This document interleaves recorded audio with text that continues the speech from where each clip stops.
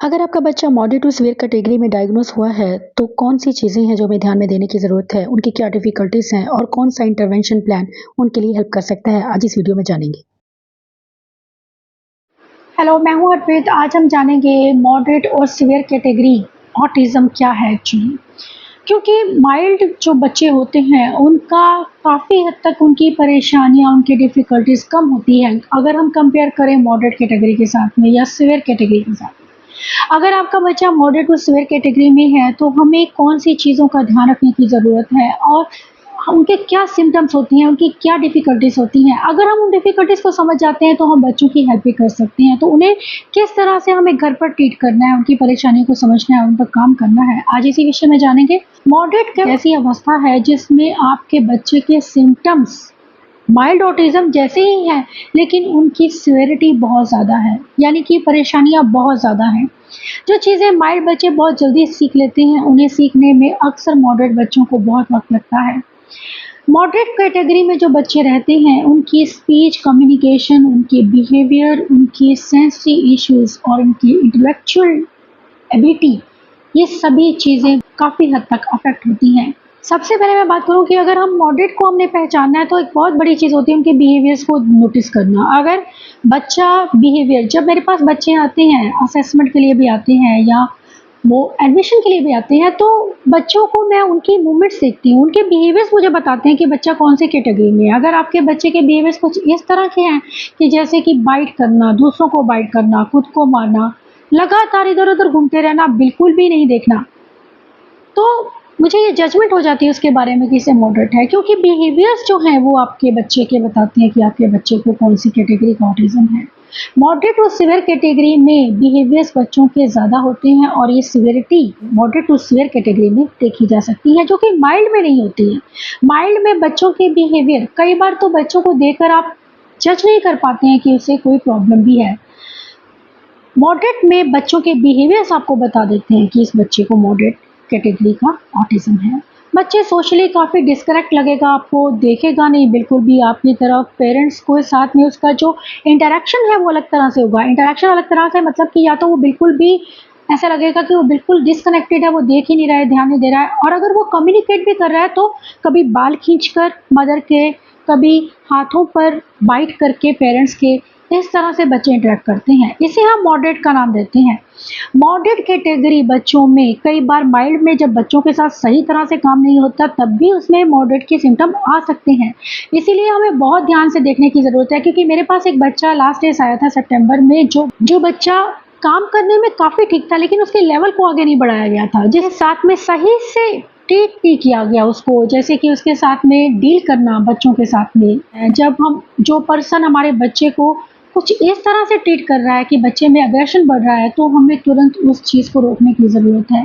क्योंकि ये मैंने देखा है कि पेरेंट्स उन चीज़ों को नज़रअंदाज करते हैं। हमें बिल्कुल ये गलती नहीं करनी है। आपके बच्चे के बिहेवियर इश्यूज़ बढ़ रहे हैं तो समझ लीजिए कि आपका बच्चा माइल्ड से मॉडरेट में जा रहा है, और तब उस कंडीशन को ठीक कर पाना मुश्किल हो सकता है। मॉडरेट कैटेगरी में बच्चों के कुछ ऐसे बिहेवियर्स होते हैं जैसे मेल्टडाउन्स बहुत ज़्यादा होना या सेल्फ इंजूरियस बिहेवियर्स होना, चैलेंजिंग बिहेवियर्स होना, दूसरों को मारना या खुद को हिट करना, मारना, नुकसान पहुंचाना, ये सब चीज़ें, खुद को बाइट करना, स्क्रैच करना, ये चीज़ें बहुत कॉमन है अगर आपके बच्चे को मॉडरेट टू सीवियर कैटेगरी का ऑटिज़्म है। अगर आपके बच्चे के ये सब बिहेवियर्स नहीं हैं, उसमें स्ट्रीमिंग ज़्यादा नहीं है, बच्चा आपके साथ थोड़ा कनेक्टेड आपको लगता है कि चाहे वो बोल नहीं पा रहा है लेकिन वो कुछ आपको देख रहा है, ये एक चीज़ बताती है कि आपके बच्चे को मॉडरेट ऑटिज़्म नहीं है। मॉडरेट ऑटिज़्म में बच्चे बिल्कुल डिस्कनेक्टेड लगते हैं, आपकी तरफ ध्यान नहीं देते हैं। आप अगर वो रूम में बैठा है, आप रूम में गए हैं, तो उसे फ़र्क नहीं पड़ता इस चीज़ से। लेकिन माइंड में आपका बच्चा आपको ध्यान, अगर आप उसके बुला रहे हैं, वो थोड़ा ध्यान ज़रूर देता है। इस चीज़ को, इस अवस्था को समझना बहुत ज़रूरी है, इस डिफ़रेंस को समझना बहुत ज़रूरी है, ताकि हम अपने बच्चे के लिए एक सही ट्रीटमेंट प्लान कर सकें। सीवियर कैटेगरी की बात करूँ तो बिहेवियर इतने ज़्यादा वहाँ पर डेंजरस हो सकते हैं कि समाज में उन्हें लेकर जाना, सोसाइटी में लेकर जाना हमारे लिए इम्पॉसिबल सा हो सकता है, क्योंकि बच्चे बहुत अग्रेसिव बिहेवियर शो करते हैं, जिससे कि उसके पीयर ग्रुप के बच्चे डर सकते हैं। उसके पेरेंट्स भी कई बार इस चीज़ को देखकर घबराते हैं, क्योंकि ये अवस्था जो है इसे समझना बहुत ज़रूरी है। सीवियर जब कैटेगरी होती है तो उस टाइम पर भी हमें घबराना नहीं है। सीवियर से बच्चे मॉडरेट पे आ सकते हैं, मॉडरेट से बच्चे माइल्ड में भी जा सकते हैं। लेकिन माइल्ड टू मॉडरेट जब आपका बच्चा होता है तो ये समझिए एक बहुत बड़ा रिग्रेशन है आपके बच्चे में, और इसे ज़रूर समझिए। अगर आपके बच्चा माइल्ड पहले था, आपको लगता था कि पहले वो ठीक-ठाक है, थेरेपिस्ट में जाने के बाद उसमें बिहेवियर्स आने शुरू हुए हैं, तो ये आपको पहचानने की ज़रूरत है कि आपके बच्चा रिग्रेस हो रहा है, अभी कुछ सीख नहीं रहा है। क्योंकि बच्चे के लेवल को आगे बढ़ाना बहुत ज़रूरी है। जहाँ पर हम बच्चे के लेवल को वहीं पर स्टॉप कर देते हैं, तब बच्चे में बिहेवियर इश्यूज आने शुरू होते हैं, बच्चे में एग्रेशन आना शुरू होता है। क्योंकि learning is very important for their brain development. अगर आपके बच्चे का इंटेलेक्चुअल डेवलपमेंट नहीं हो रही है तो उसका असर उनके सभी स्किल्स पर पड़ेगा, चाहे वो उनकी स्पीच है, चाहे उनकी लैंग्वेज है, उनके बिहेवियर्स हैं, या उनका सोशल कम्युनिकेशन है, उनकी एकेडमिक स्किल्स हैं। अगर बच्चे को एज के अकॉर्डिंग वो चीज़ें नहीं दी जा रही हैं, वो एक्सपोजर नहीं मिल रहा है, तो समझ लीजिए कि आपका बच्चा रिग्रेस हो रहा है। उसे एक सही एनवायरनमेंट देना बहुत ज़रूरी है, जिसमें बच्चे को मैक्सिमम अपॉर्चुनिटीज़ दी जाएँ लर्निंग की।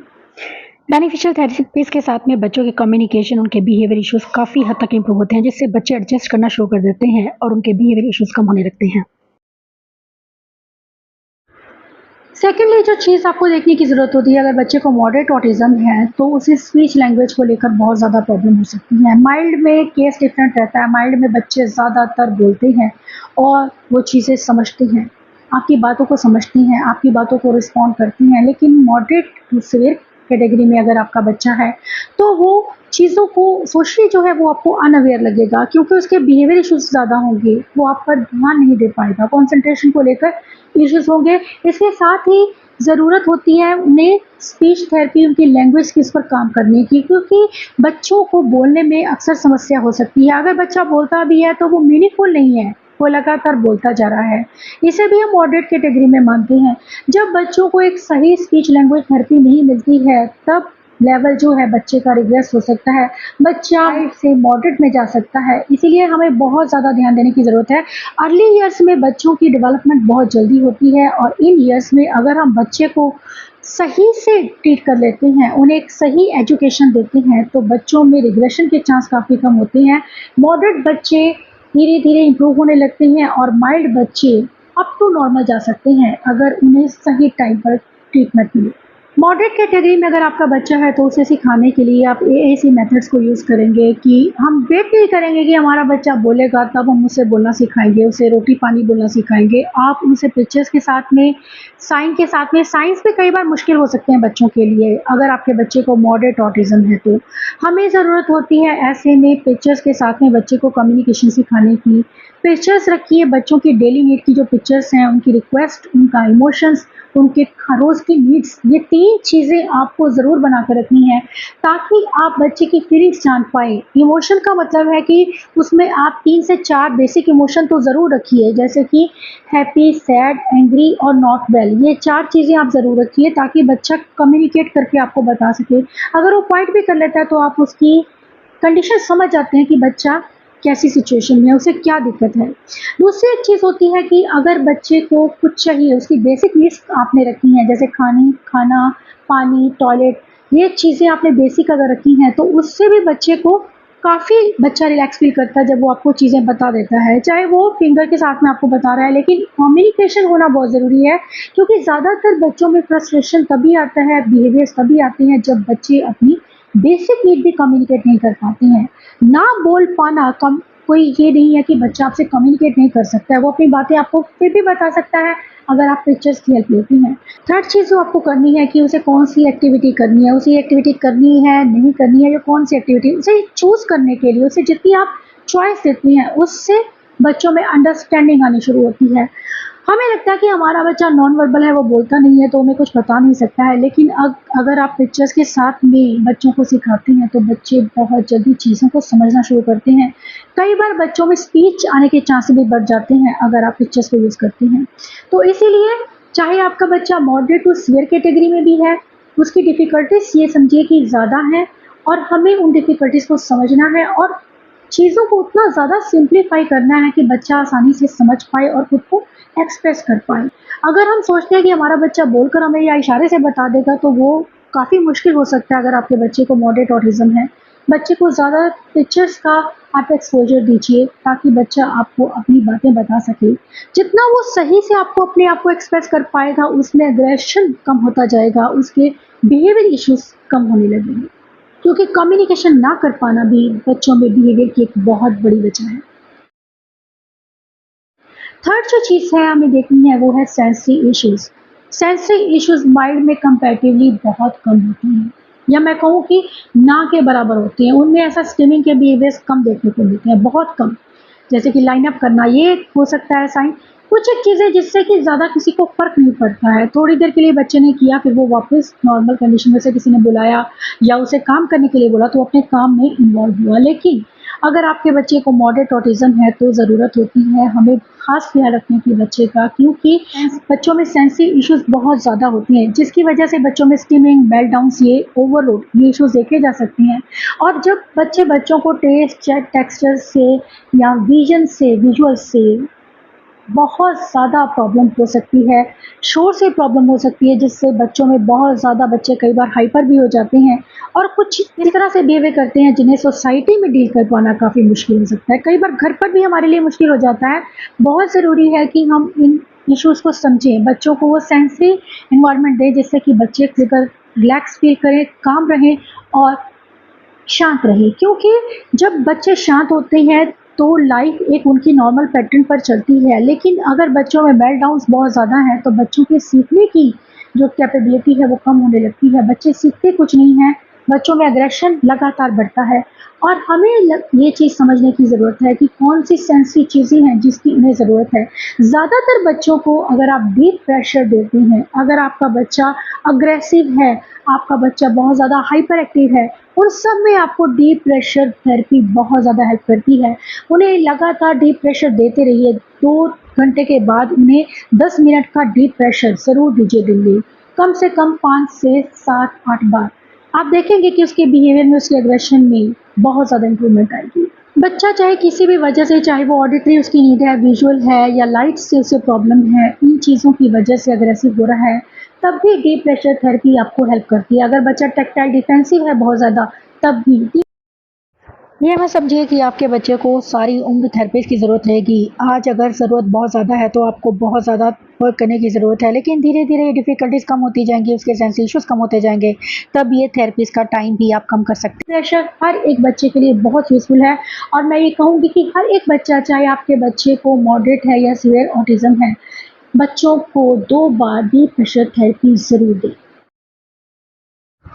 नेक्स्ट अगर मैं बात करूँ एकेडमिक की, तो एकेडमिक जो है मॉडरेट में माइल्ड में बच्चे एकेडमिक काफ़ी गेन करते हैं, उनके एकेडमिक स्किल्स अच्छे होते हैं, बच्चे लिख लेते हैं, पढ़ लेते हैं। कई बार कुछ लर्निंग डिसेबिलिटीज़ हो सकती हैं, लेकिन मॉडरेट में ये चांसेस ज़्यादा रहते हैं। बच्चों को लर्निंग डिसेबिलिटीज़ हो सकती है, डिस्ग्राफिया, डिस्लेक्सिया या फिर बच्चे को डिस्कैल्कुलिया, ये सब लर्निंग डिसेबिलिटी है जो कि बच्चों को कहीं न कहीं बहुत ज़्यादा अफेक्ट करती है। मॉडरेट में लर्निंग डिसेबिलिटीज़ के चांसेस बहुत ज़्यादा बढ़ जाते हैं, उनकी लर्निंग के इश्यूज़ ज़्यादा होते हैं। बच्चे समझ ही नहीं पाते हैं उन्हें किस तरह से लिखना है, किस तरह से उन्हें पढ़ना है, ये सब चीज़ें उनके लिए मुश्किल हो सकती हैं। मॉडरेट टू सीवियर कैटेगरी में बच्चों को नॉर्मल स्कूल सेटिंग में सीखने के लिए ज़्यादा नहीं मिलता, बच्चों को वो फैसिलिटीज़ नहीं मिलती हैं जो उन्हें सीखने के लिए चाहिए। ऐसे में बहुत ज़रूरी है बच्चों के लिए एक ऐसा एनवायरनमेंट होना जिसमें बच्चों के आईपी के अकॉर्डिंग उसे सिखाया जाए, ताकि बच्चे सही से लर्न कर पाएँ और ग्रो कर पाएँ। क्योंकि बच्चों के बिहेवियर्स जो हैं वो लगातार उसमें कोई ना कोई रुकावट डालती हैं उनकी लर्निंग में। बहुत ज़रूरी है उन बिहेवियर्स को समझना, उनको डील करना, उन पर काम करना। बिहेवियर मॉडिफिकेशन बहुत ज़रूरी है, बिहेवियर थेरेपी बहुत ज़रूरी है अगर आपके बच्चे को मॉडरेट या सीवियर ऑटिज़्म है। अगर मॉडरेट कैटेगरी में आपका बच्चा डायग्नोज हुआ है तो बच्चे का इंटेलेक्चुअल उसको इश्यूज ज़रूर होंगे, क्योंकि उनके इंटेलेक्चुअल स्किल्स भी अफेक्ट होते हैं। सिर्फ स्पीच लैंग्वेज, उनके बिहेवियर, उनका सेंसरी नहीं बल्कि उनके इंटेलेक्चुअल स्किल्स भी बहुत ज़्यादा अफेक्ट होते हैं। माइल्ड में बच्चों का आईक्यू लगभग बाकी बच्चों की तरह ही होता है। सोशली वो थोड़ा सा उन्हें इश्यूज होते हैं, कम्युनिकेशन में थोड़ी प्रॉब्लम हो सकती हैं, लेकिन मॉडरेट में ये प्रॉब्लम्स बहुत ज़्यादा देखने को मिलती हैं। अगर बच्चे में सीवियर कैटेगरी है तो आपको 24 घंटे बच्चे का ध्यान रखने की ज़रूरत होती है। सारा अगर हम कहें कि अगर हम बच्चे को ट्रेन कर देते हैं, उनके बेसिक स्किल्स उन्हें सिखा देते हैं, उन्हें इंडिपेंडेंट बनाने की कोशिश करते हैं, तो कहीं न कहीं हम कामयाब भी होते हैं। ऐसा नहीं है कि बच्चा लगातार हमारे 24 घंटे हमें साथ में रहना पड़ेगा, लेकिन बच्चों को ज़्यादातर सुपरविज़न की ज़रूरत बहुत ज़्यादा रहती है, स्पेशली जब बच्चे आपके छोटे हैं। जब बच्चे बड़े भी हो जाते हैं तब भी हमें उनको ध्यान रखने की ज़रूरत होती है। कई बार उन्हें सपोर्ट की ज़रूरत होती है। अगर आपके बच्चे को सीवियर ऑटिज़्म है तो ज़्यादातर बच्चों को सपोर्ट की कहीं न कहीं थोड़ी ज़रूरत रहती है। चाहे बच्चे अपने डेली लिविंग के काम कर लेते हैं, लेकिन फिर भी कुछ इश्यूज़ ऐसे होते हैं जिनमें उन्हें आपकी हेल्प की ज़रूरत रहती है। माइल्ड और मॉडरेट की अगर मैं दोनों की बात करूँ तो ये दोनों ही कैटेगरीज़ चाहे ऑटिज़्म में फ़ॉल करती हैं, लेकिन इन्हें ब्रॉट अप करना, इन्हें बच्चों को नर्चर करना जो मॉडरेट में चैलेंजिंग रहता है पेरेंट्स के लिए अगर मैं कंपेयर करूँ माइल्ड के मुकाबले में। माइल्ड में बच्चे बहुत चीज़ें अपने आप सीख लेते हैं, लेकिन मॉडरेट में डिफ़िकल्टीज़ इतनी ज़्यादा है कि हमें उन्हें हर चीज़ सिखाने की ज़रूरत होती है। लेकिन हालात ऐसे नहीं रहते हैं, धीरे-धीरे बदलते हैं। अगर आप लगातार मेहनत करते हैं, उस पर काम करते हैं, तो आप देखेंगे कि अगर आपका बच्चा दिनों में नहीं तो हफ्तों में और वीक्स में नहीं तो मंथ्स में वो ज़रूर सीखेगा, क्योंकि एक टाइम वो ज़्यादा ज़रूर लेते हैं, लेकिन ऐसा भी नहीं है कि वो नहीं सीखते हैं। वो सीखते हैं और बहुत अच्छा सीखते हैं। बहुत ज़रूरी है कि हम उन डिफ़िकल्टीज़ को समझें और उन पर काम करें। बच्चों में ऑटिज़्म किसी भी तरह का डिफ़िकल्टीज़ आर देयर, लेकिन मॉडरेट टू सीवियर में अगर आपका बच्चा डायग्नोज़ हुआ है तो you need to be very careful. आपको बच्चों पर पूरा फ़ोकस करने की ज़रूरत है, क्योंकि आपकी थोड़ी-सी लापरवाही या इग्नोरेंस बच्चों में प्रॉब्लम्स को ज़्यादा बढ़ा सकती हैं। ये वीडियो आपको श्योरली हेल्प करेगा मॉडरेट टू सीवियर कैटेगरी को समझने में और उन्हें हेल्प करने में। Thanks for watching.